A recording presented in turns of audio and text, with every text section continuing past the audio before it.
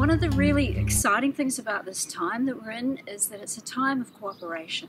It's a time for people to come together and collaborate and join forces, join energy, unite, and start to see, like, what do we have in common? Because what we have in common is far more unifying than looking for what is different. Because at heart, we're all whole, we're perfect, we're complete, we're all gifted, we all have this special offering to make to life. And the more of us that can come into that awareness, the more we can start to shift away from this compete and compare and blame and judge and shame sort of consciousness. And a lot of our mainstream education is focusing on that. You know, we're encouraged to think of ourselves as lower if we don't get high marks. We're encouraged to want more. We're encouraged to compare ourselves to others and think about that if someone else is doing really well, then we're probably going to be doing less well.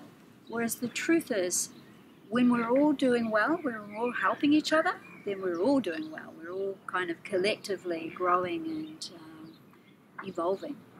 And so part of our aim with the You Being You group is to come forward and bring our unique gifts and talents to the world, and in the different voices, the different countries that we will come from, the different nationalities, the different cultures, we're actually hoping to, really provide and offer something for everyone and let that uniqueness be seen and use different voices to say similar things and hopefully appeal to a wider range of people globally and demonstrate how, being ourselves, it's more than enough. It's what we're all just required to do. And I think that one of the things that with creating a group and feeding of each other, the energy of the collective, it's what also enhances our uniqueness, our true gift that we are bringing. And for example, taking into this project, it's a group of people that we are all from different places, different backgrounds, different nationalities, different cultures, and recognizing that there's something in common, that is that there's this change that is happening in the entire world, and that there's all of these different wisdom traditions from the past that are true still today, that the truth is simple, and that's what makes us unite. And at the same time, each of us brings something different because of actually being different, because of having all of these differences, of having learned something different, different culture, different nationality. And the power that that brings together is much more powerful than what I could do by myself. So the understanding of having conversations with like-minded people, but at the same time different, it's what makes this interesting and what makes this work. Because once we understand that we have all of these things in common, but I can see it from here, and the other person from here, and the other person from here, all different perspectives of the same thing, then we can actually speak and resonate with a larger audience. We can bring these voices forward, and not only that, it makes each of the individual voices more powerful by themselves. So understanding that the collective, it's where the individual power is, it's a very interesting thing to understand, because it's at the same time the individual, the uniqueness, and at the same time the collective. So by bringing those together and by understanding that we need to cooperate with each other and not to compare and not to fight with each other, because there's a place for all of us. There's a place for everyone to do what they are supposed to be doing. And with that, then we can create something that is larger than all of us, that it's perfect, that perhaps there are things always to work and to evolve and to change and to organically go with the flow of things. But whatever it is that we are doing, it's a situation for everyone to win. Because by doing something together, we are not leaving anyone behind. There's no one that is making better than another person. We are all in the same place.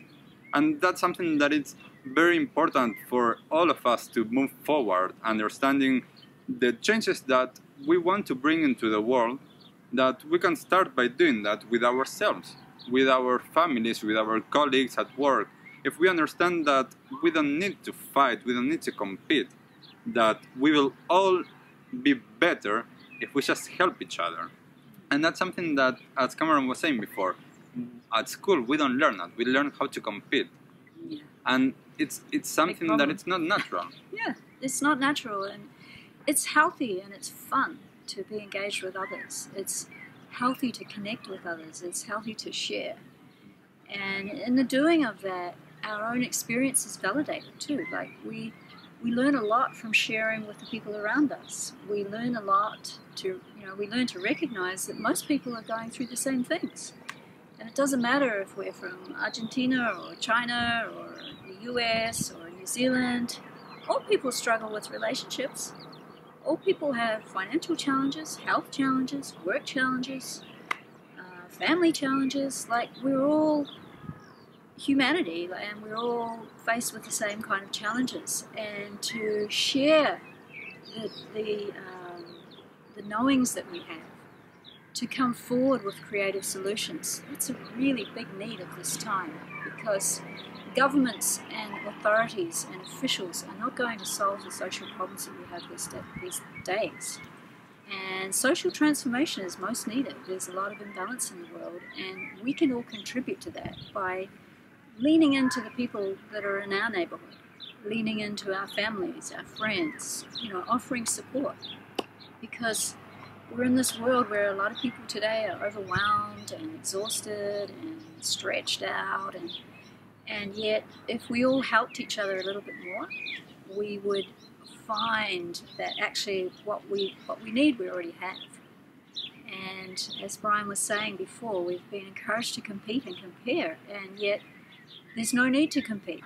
We all have what we need, and most of what we need, apart from food and shelter, it's inside us.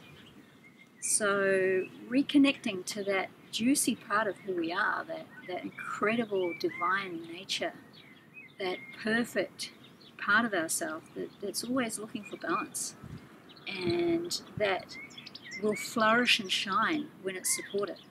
If we could all support each other a little bit more to flourish and shine, and look for that in others, and look for that in what's going on in our lives, we'd start pulling a different kind of life towards us, because life is not what we see on the 6 o'clock news. It's what's going on around us. And we are all agents of social change when we show up.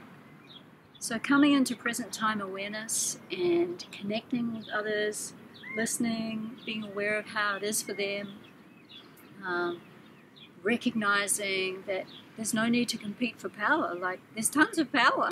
The sun up there is reflected in the heart in here, and there's tons of that. There's tons of heart energy. So we can all share the power. We can all be empowered. There's no need to overpower.